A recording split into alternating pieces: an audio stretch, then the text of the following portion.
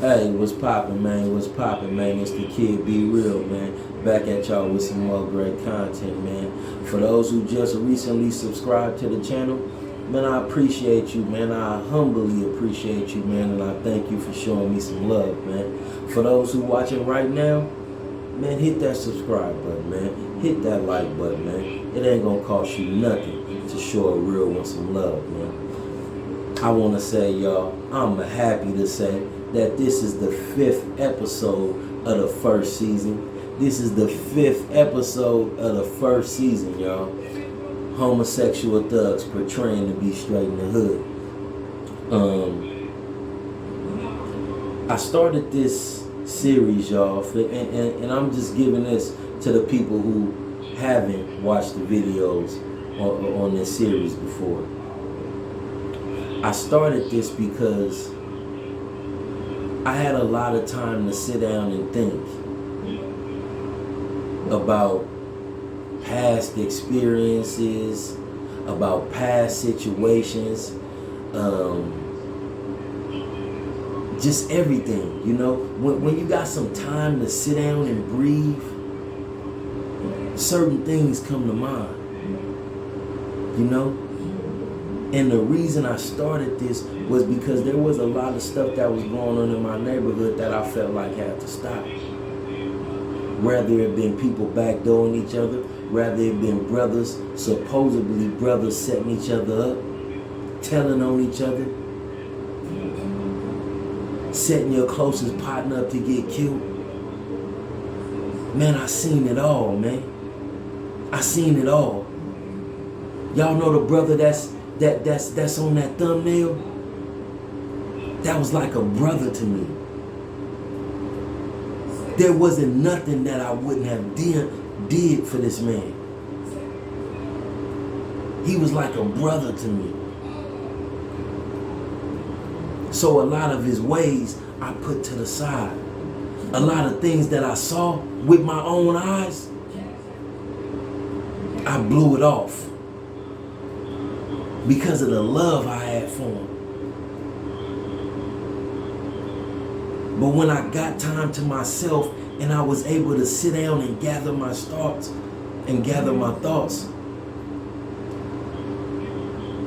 certain memories would come back to mind, and I would question that actual event. I would question what was going on because I started to see the sick mentality in people. So this was many years ago, y'all. Many years ago. I had to be maybe 16, 17 years old. You know, I get my pack from my folks, you know what I'm saying? I'm headed to my OG partner Sam Bam house in Triangle Court, Richmond, California, that is, 8th Street and Lucas. I'm headed in the Triangle Court to Sam Bam house to cut up my work. The reason why I like going to Sam Bam house is because Sam got cable. So I can watch me a little wire while I'm cutting up my work, right? So I'm knocking on the door, but I'm banging on it, and it's raining at the time. And Sam finally come to the door. Sam is an older guy, you know what I'm saying?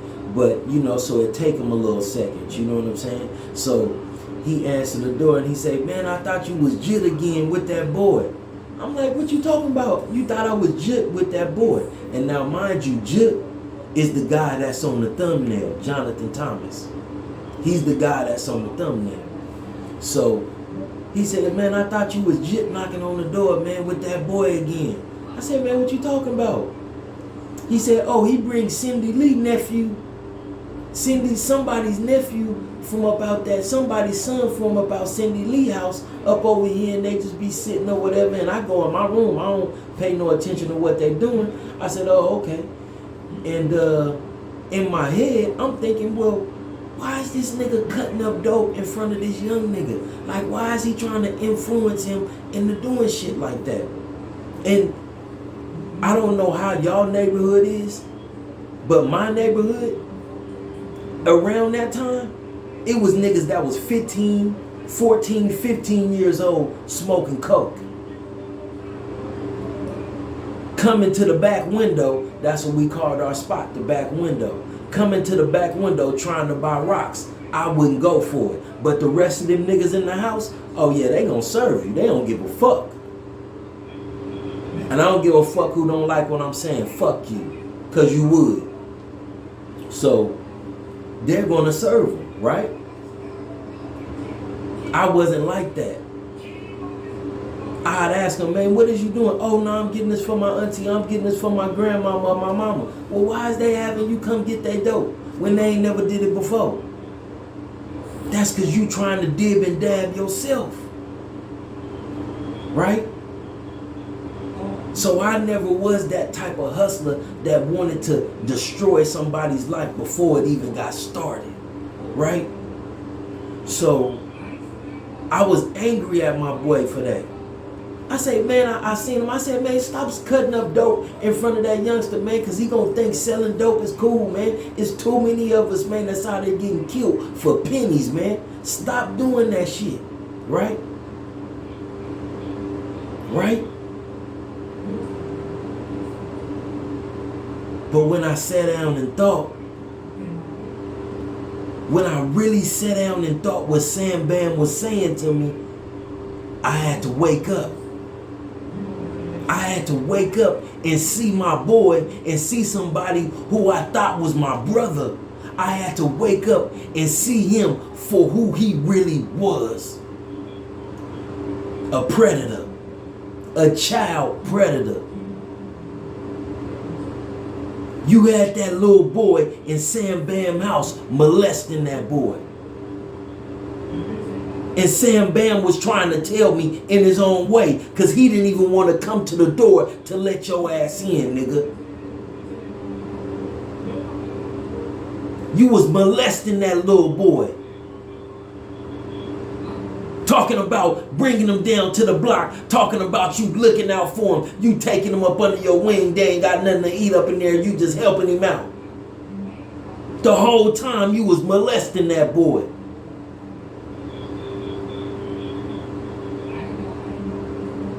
You see, we gonna pull a wool off everybody's eyes.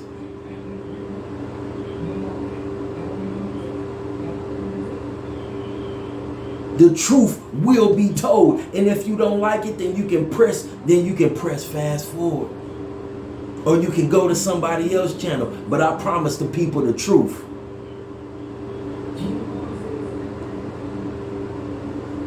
You know? I promised the people that I was going to come with actual facts, giving them real stories.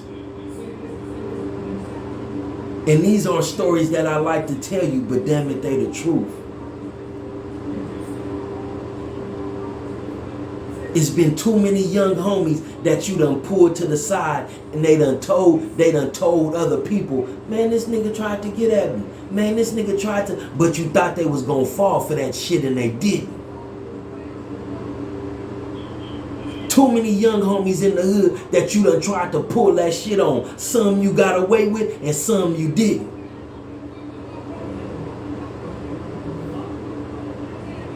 But today, your games and your lies stop.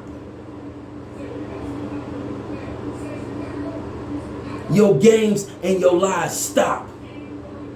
Your molestation of kids stops today. Because if I see you, I'm going to stop. And if I get wind of anything else, I'm going to stop you physically.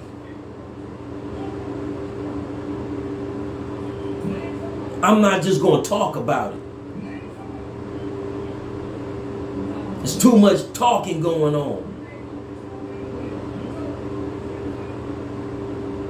Don't nobody want to expose the fact that this brother has been taking advantage of mothers' children in the hood just because they on dope. Oh, y'all didn't know that, huh? Y'all didn't know that, huh? Y'all know how many children has been molested just because their parents was on dope? And they had a blind eye to what was really going on?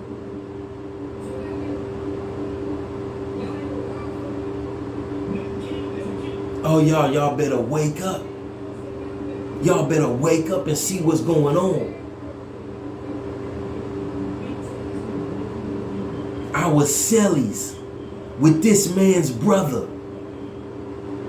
Jonathan Thomas that you see on the thumbnail. I was cellies with this man's brother. Jonathan Thomas. One day we was at his daddy house. We was selling dope at his daddy house. His daddy never touched drugs, never used drugs, was a very smart man. Matter of fact, he was the fire chief of Richmond, retired. But this is what our disrespectful asses did. And one night, all of that came to a halt.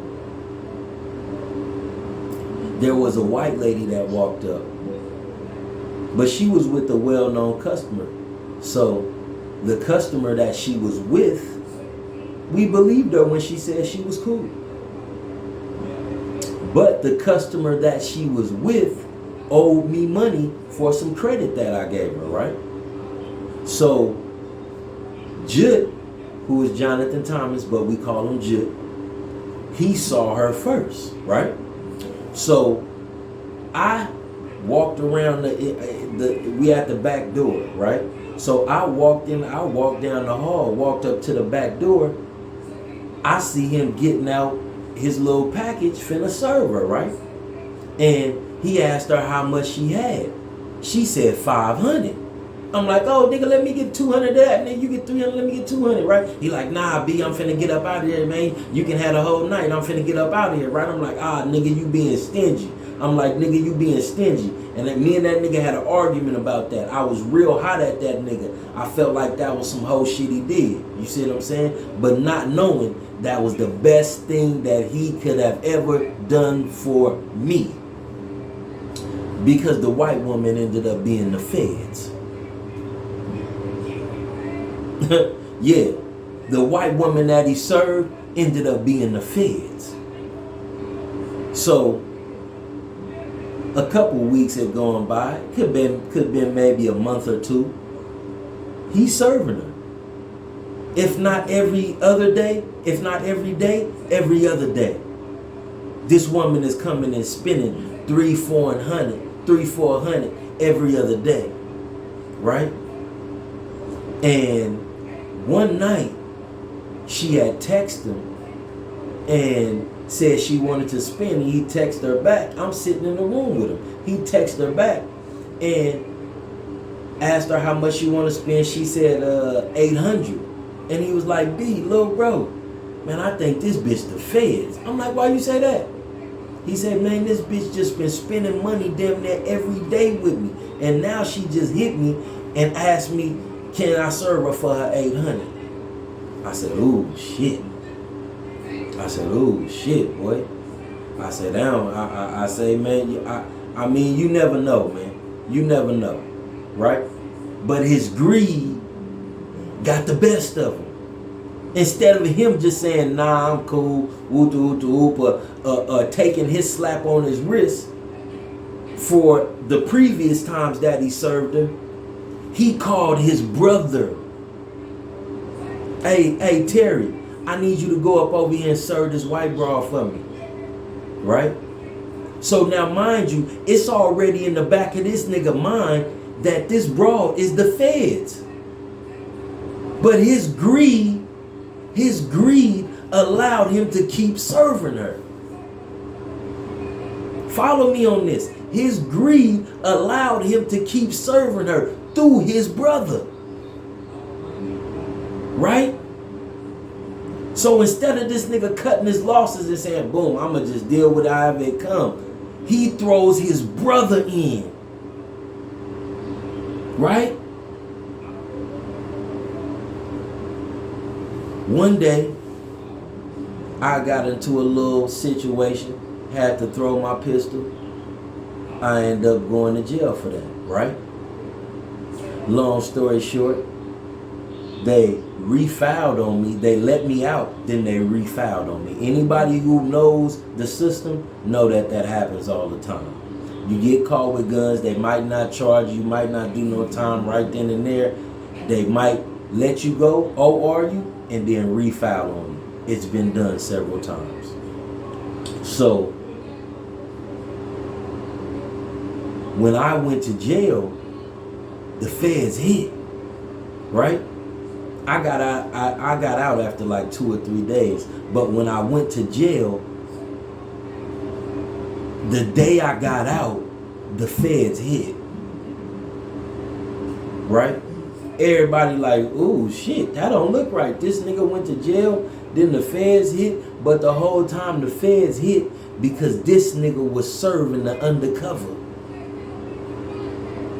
Whole time he thought this bitch was the undercover police, and he never said nothing about it.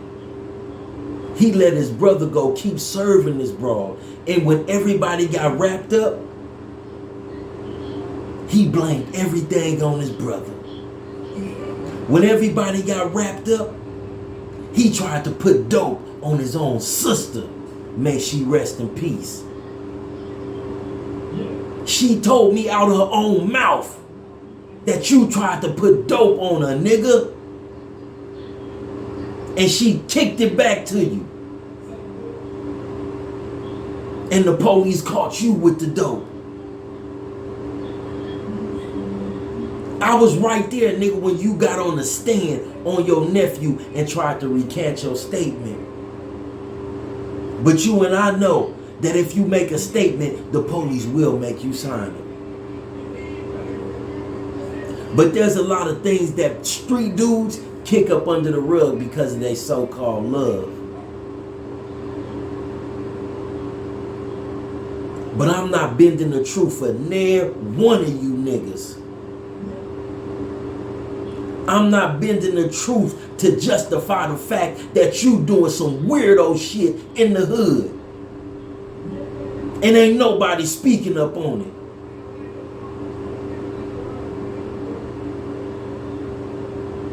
This man has destroyed lives. This man has taken little boys and turned them into little girls.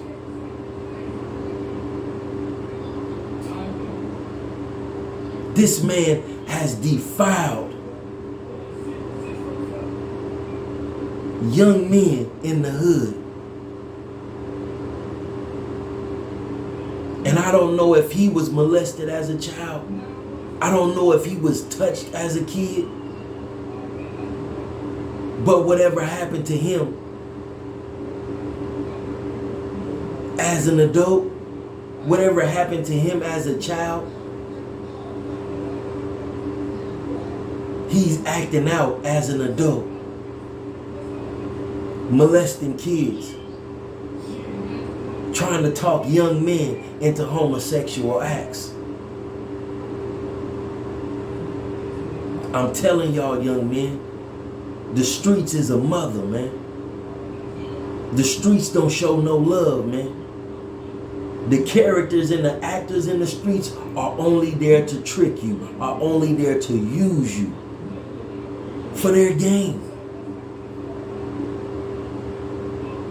It's very few real dudes that you gonna meet in the streets. It's very few dudes that you can count on that's from the streets.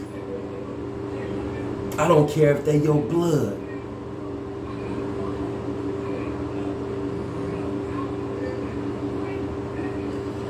Hey y'all, I can't do nothing but give you real game, man. I can't do nothing but give you real game. I try to jump on here and say some old fake shit or try to do some reactions, but I ain't good at telling nobody else's story.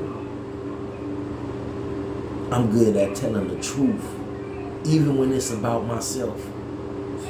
That's why I started the videos. That's why I started the other series. Expose your secrets to your children, because somebody will tell your story.